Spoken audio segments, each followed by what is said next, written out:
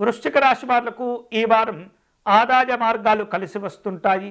వివిధ రూపాల్లో చేతి వృత్తి పనుల వారికి కూడా చక్కని సంతోషకరమైనటువంటి స్థితిగతులతో పాటు ధనాన్ని సంపాదించుకునేటటువంటి మార్గాలు కూడా కలిసి రాబోతున్నాయి.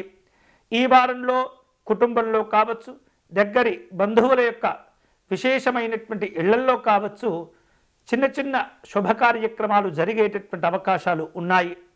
అనుకున్నటువంటి పనులు కూడా సకాలంలో చేపట్టి విశేషమైనటువంటి ప్రగతిని సాధించుకోగలుగుతారు.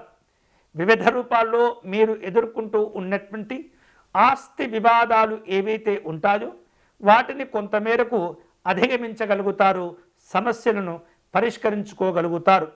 గతంలో చేపట్టి ఆగిపోయినటువంటి పనులు కావచ్చు, గతంలో పెట్టినటువంటి పెట్టుబడుల విషయంలో కావచ్చు, కొంత పురోభివృద్ధిని సాధించుకునే అవకాశాలు ఉంటాయి. వివిధ రూపాల్లో వ్యక్తులు మీకు సహకరించడం ద్వారా అనుకూలమైనటువంటి ప్రయోజనాలు పొందగలుగుతారు.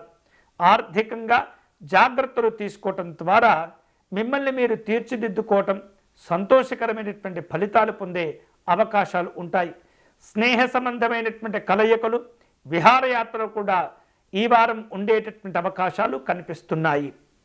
వృశ్చిక రాశి వారు ఈ వారం శుభకరమైనటువంటి ఫలితాలను పొందేటటువంటి క్రమంలో ఆంజనేయ స్వామి వారిని పూజించడం అనేది చాలా మంచిది.